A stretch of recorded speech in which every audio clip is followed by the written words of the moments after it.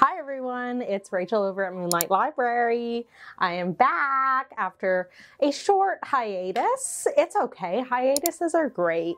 I've been sick for a little while and then I had some other thing come up. It's just life.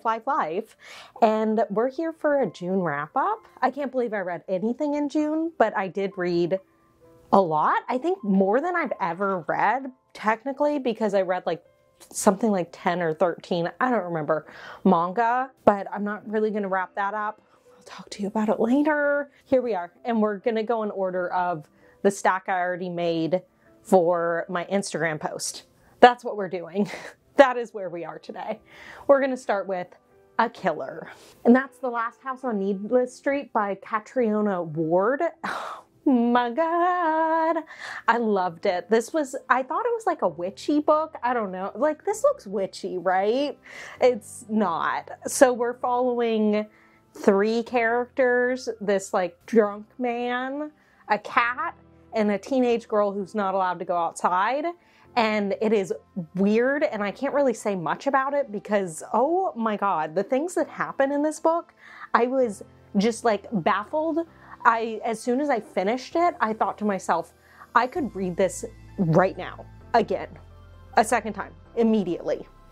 I binged it so fast, so hard. It was amazing. Next up, I read Happy Place by Emily Henry. Oh, gave the last one 5 stars. I read Happy Place by Emily Henry, and it is this book that follows Wen and Harriet? Is that her name? I can never remember a character's name. Yeah, Harriet and Wen. It's a romance. It is both a second chance romance and a fake dating romance. Harriet and Wen were engaged, and their friends every year go to one of their friends' like lake house or something in Maine or ocean. I don't know. Anyways, so it's going to be the last time they go there because this place is about to be sold. They've decided to pretend like they're still engaged for a variety of reasons. And one thing I really like about Emily Henry is the fact that it's not just like sweet, cute romance, or it's also not like comes off as sweet, cute romance and then it gets tough. It's like, there's tough stuff throughout, but there's also lighthearted things that happen as well. It can be pretty funny, but at the same time, a little bit heart-wrenching.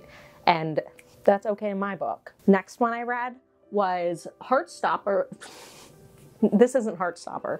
This is Nick and Charlie by Alice Oseman, but you would see why I'd be confused.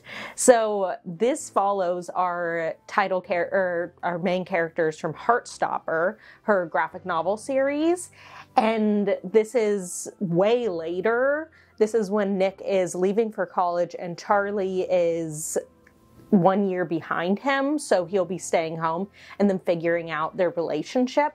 I think it's a really nice story to be told like this. I kind of wonder if, how far Heartstopper is going to go and if it will end up having this within Heartstopper. Like, I'm not sure. Like, I don't know when Heartstopper is going to end. So this is not a book to read if you haven't read Heartstopper or any of her other books. Like, you wouldn't know what's going on. Anyways, really cute. Great book to read for Pride. Next up is Legends and Lattes by Travis Baldree. And this one we're following Viv, who is an orc barbarian, as she renovates and creates a coffee shop in a fantasy, like if you like Dungeons and Dragons-esque world. I'm not telling you ratings again. Happy Place got 4 stars. Nick and Charlie got 5 stars. This one got 4 stars. I think I gave it 4 stars. I really liked the story here, and I read it. I listened to the audiobook, which was really good. Yeah, I gave 4 stars. I listened to the audiobook, and I did like a cozy reset vlog to it over the course of one day. I cleaned my house and stuff, and it was perfect vibes. I would be really interested to read some more cozy fantasy as well. This Poison Heart by Kalynn Bayron. This is kind of a cozy fantasy too, but like not really. Like there's actiony stuff, like thrilling things that happen in here, suspenseful things, but it also has the coziness of like a magic system with plants and gardening and like herbology and all that stuff and mythology and like really interesting. We're following Bree, and Bree moves to this house that was owned by her biological mother's family, and it's left to her in a will. She does not know her biological mother at all. She was adopted, and her mothers go with her to move into this house, and she starts to learn about who she is, where she comes from, why she has plant magic, like what is plant magic, and it is really good. I love this one. I was just sent on such a little adventure with it, and I cannot wait to like move forward in this series. Great sapphic stuff too, like beautiful, cute, amazing, magical. Next up is Tinfoil Butterfly, and this one, oh, I gave this Poison Heart 5 stars. Rachel! Anyways, next up is Tinfoil Butterfly, and this one was pretty good. We're following our main character, whatever her name is. Let me find that out for you because if I knew. Emma is on a road trip sort of thing. She hitchhikes in the very beginning, and she is like kind of abducted by this man who starts like taking advantage of her. It's very horrifying. It's disturbing, and she gets away within like the first chapter, 2 chapters. And then she goes to this abandoned town in South Dakota where she finds an abandoned diner that has a little kid in it that's wearing a tinfoil butterfly thing over the child's face. And it's interesting. It's weird. It's kind of a horror thriller sort of thing going on. There's a little bit of a magical vibe to it as well. There was one point in this book, though, when I was reading it, that I forgot I was reading this book, and I just forgot this was a book I was reading, so that's something to consider. That's why I gave it 3 stars. Like, it was okay, but it wasn't my favorite. Next up is Paul Takes the Form of a Mortal Girl. This one follows Paul in the 90s, and Paul is like a shapeshifter and can transform his body into like a woman's body, or into like, he can be bigger, he can be whatever. Like, he can't just like change himself to look like me or something. He still always kind of looks like himself. This book was disjointed. I don't think I was the target audience for this book specifically. I like the first 50 pages, like I like a spicy novel, but this just felt like it wasn't a spicy novel, but it's like there was a lot of sex in it. Like at first I was like, is this just a book where every page he's having sex with someone, like the entirety of this novel? Which it kind of is, but it also, I would say it almost has like 3 acts within it, and the second act is probably the strongest.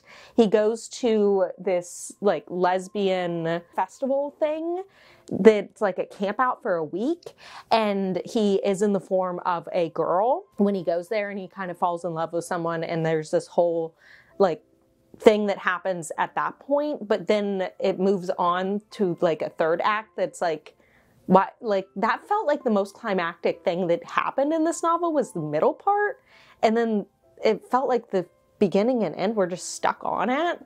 Like, I don't know. It wasn't my favorite. Wasn't my favorite.